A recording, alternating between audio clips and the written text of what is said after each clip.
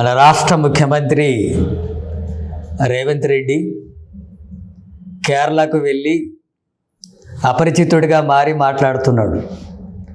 తెలంగాణలో ఉన్నప్పుడు కమ్యూనిస్టులు చాలా గొప్పవాళ్ళని, పేదల కోసం పోరాడతారని, వాళ్ళ సమస్యల పట్ల పరిష్కారం కోసం నేను కూడా కృషి చేస్తానని చెప్పి ఇక్కడ వచ్చినప్పుడు మాట్లాడి, అలాగే కేరళకు వెళ్ళిన తర్వాత అక్కడ ఎన్నికల్లో ప్రచారం చేస్తూ మోడీ విజయన్ ఒకటే అని,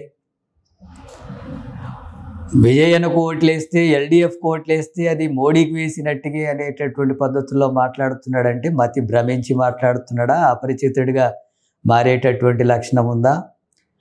సిపిఎం ఏంటి, బీజేపీ ఏంటో దేశ ప్రజానీకానికి అంతా కూడా తెలుసు. ఆ విషయం ముఖ్యమంత్రి రేవంత్ రెడ్డికి అర్థం కాకపోతే ఎక్కడైనా మొత్తం టెస్ట్ చేయించుకోవాలి, ఆయన మానసిక స్థితి ఎలా ఉంది అనేటటువంటిది. అట్లాగే తెలంగాణ దేశంలో ఫస్ట్ అంటున్నాడు.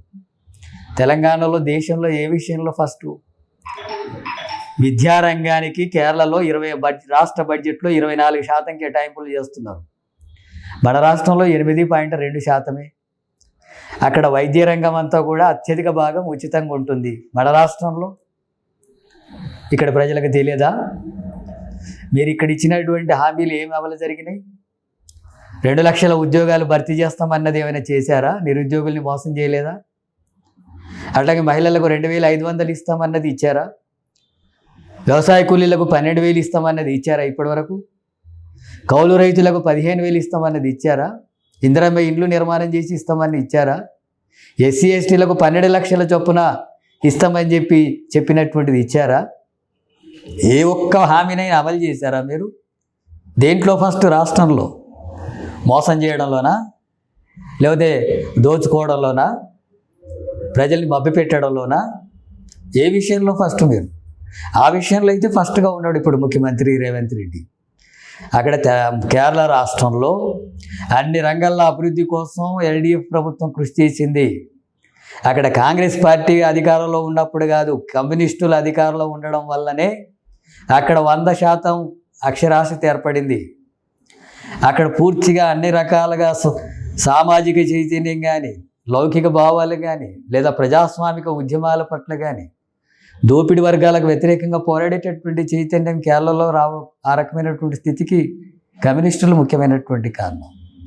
కమ్యూనిస్టుల పాలన అక్కడ ఉండడం వల్లనే, ఎల్డీఎఫ్ పాలన ఉండడం వల్లనే కడు పేదలు లేని రాష్ట్రంగా ప్రకటించినటువంటిది కేరళ. మరి తెలంగాణలో ఎంతమంది కడు పేదలు ఉన్నారు?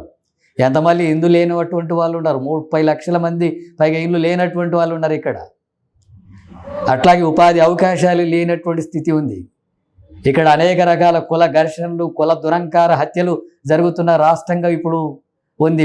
బీజేపీ రాష్ట్రాల తర్వాత తెలంగాణ ఉంది.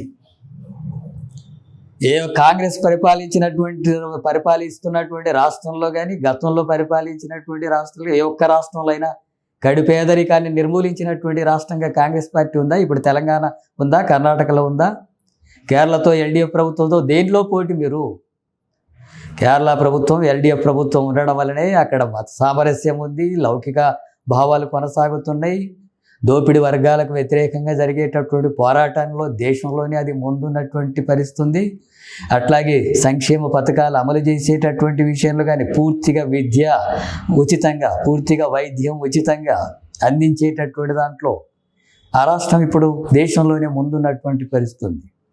అలాంటి కేరళకు వెళ్ళి కాంగ్రెస్ను అధికారంలోకి తీసుకురమ్మంటున్నావు. కాంగ్రెస్ అధికారంలోకి రావడం అంటే ఆ రాష్ట్రం మరింత దివాలా తీయడం, పేద ప్రజానీకానికి మోసం చేయడం.